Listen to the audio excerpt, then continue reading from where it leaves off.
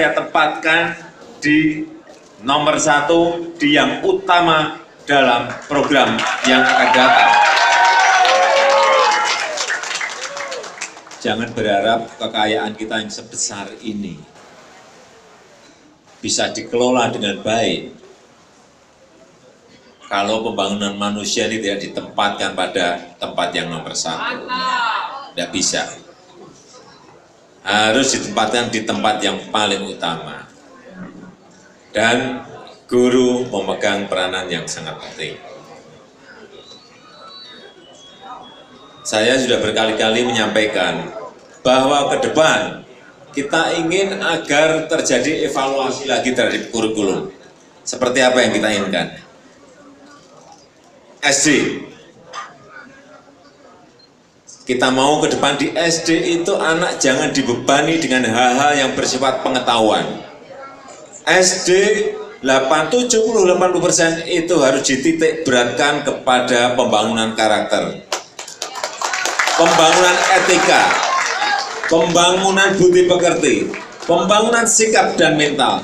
Itulah yang sering saya sampaikan, ini revolusi mental, harus dimulai.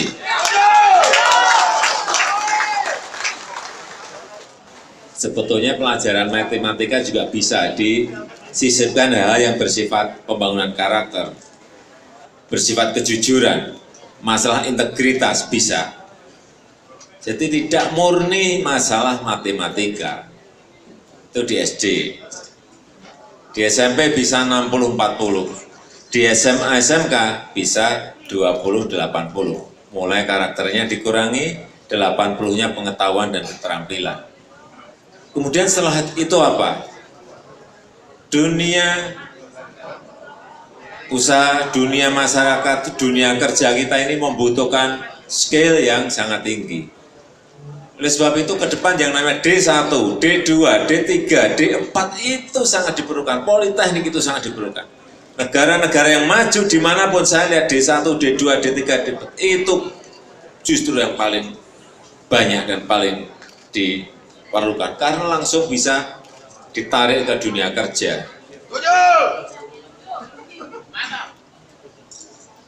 Oleh sebab itu, seperti di China juga ada yang namanya talent management. Apa itu? Mulai dari anak masuk SD, SMP sudah dilihat dia itu bakatnya ada di mana, sehingga diarahkan kemana itu jelas. Inilah dunia pendidikan yang memang harus, saya sudah berbicara tidak sekali, 2 kali, 3 kali, 4 kali dengan PGRI di pusat dan PGRI di provinsi dan daerah dikumpulkan di Jakarta. Saya berbicara, saya sampaikan itu. Hampir 99% mereka menyatakan setuju apa yang saya sampaikan tadi. Saya nggak tahu di Medan setuju nggak, di Sumut setuju nggak dengan yang tadi saya sampaikan. Karena pembangunan karakter itulah yang nantinya membentuk sebuah sikap mental kita. Sikap mental apa? Berkompetisi, bersaing. Karena ingat, sekarang ini yang namanya batas negara itu sudah dapat dikatakan mulai hilang. Tahun depan sudah ASEAN Economic Community. Komunitas masyarakat ekonomi ASEAN yang sudah dibuka. Orang di sana bisa kerja di sini, orang Singapura bisa kerja di sini, orang Malaysia bisa kerja di sini, orang Thailand bisa kerja di sini, orang Brunei bisa kerja di sini. Ini bukan masalah pinter-pinteran. Ke depan itu lebih kepada sikap dan mental, berani bertarung tidak, berani berkompetisi tidak, berani bersaing tidak. Kalau kita kalah, kita nanti hanya akan jadi penonton. Orang yang berseliweran di negara kita itu orang-orang dari luar. Dan kita hanya menjadi penonton. Dan kita tidak mau dan kita tidak akan biarkan itu terjadi. Oleh sebab itu sekali lagi pendidikan harus menjadi nomor 1. Menjadi yang utama. Pendidikan harus menjadi yang utama. Bukan nomor 1, menjadi yang utama. Sampai gini-gini. Kadang-kadang kan lupa. Pendidikan harus menjadi hal yang utama.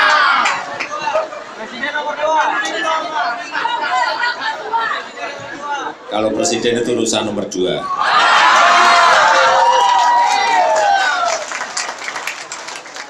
Betul. Kalau kita lupa itu, berbahaya kita.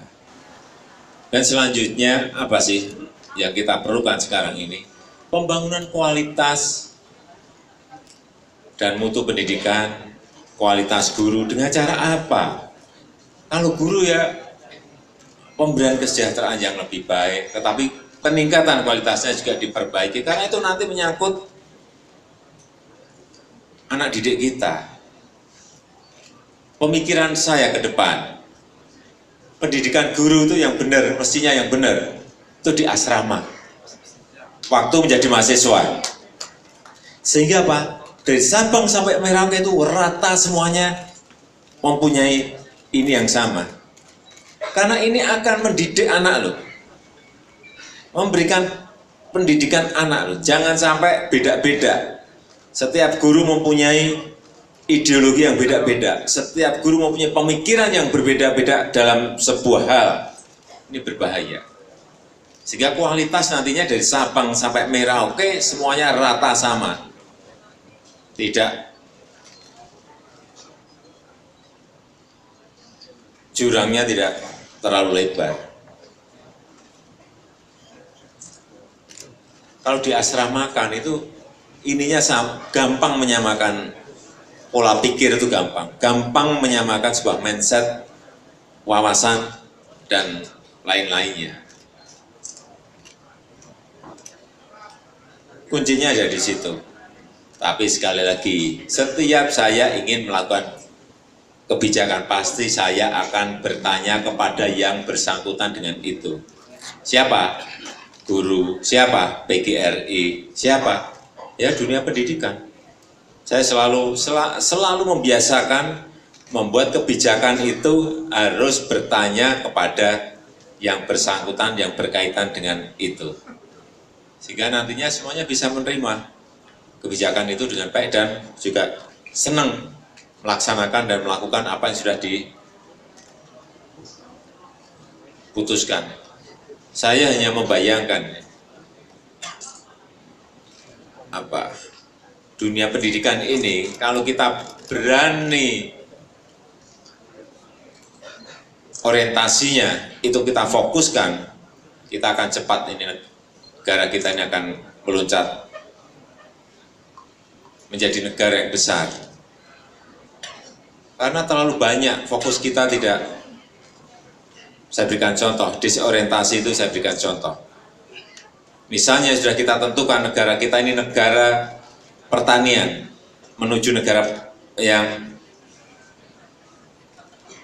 yang mempunyai kemampuan ketahanan pangan. Ya mestinya orientasi itu juga dunia pendidikan menuju ke sana semuanya.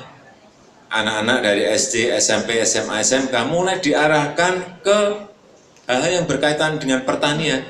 Yang senang bertanam, ya bertanam pertanian. Yang senang teknik, ya teknologi pertanian. Arahnya ke sana semuanya. Karena bersaing itu, kalau kita tidak fokus, apa yang mau kita ambil, itu menjadi buyar semuanya. Kemudian apa? Infrastrukturnya juga diarahkan ke bidang-bidang pertanian. Dari mulai bendungan, irigasi, dan lain-lainnya. Pendidikannya mengarah ke situ semuanya. Infrastruktur yang berkaitan dengan itu. Riset, R&D-nya, risetnya juga sama. Diarahkan ke bidang itu fokus, anggarannya fokus. Tidak kemana-mana. Sekarang ini kita sangat kelihatan sekali kita disorientasi. Mau mengarah kemana pendidikan kita? Saya mau bertanya ke Bapak Ibu guru semuanya. Kelihatan tidak mau arah kemana pendidikan kita? Ke arah pertanian, ke arah energi, ke arah IT, atau ke arah industri, ke arah mana? Kurang jelas, tidak fokus. Kalau semuanya bisa menjawab, Pak, ke pertanian. Nah, ini yang benar. Kan ragu semuanya kan. Inilah yang harus segera kita lakukan. Fokus. Sekarang dunia semuanya harus fokus. Jangan semuanya dikerjakan menjadi tidak efisien.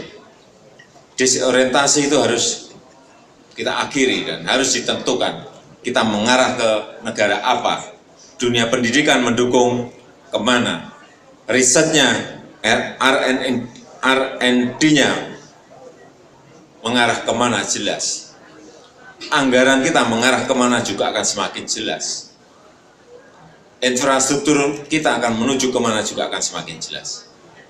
Dan itu saya kira peran dunia pendidikan sangat besar sekali. Mengarahkan negara ini mau meloncat kemana. Saya kira itu yang bisa saya sampaikan pada kesempatan yang baik ini.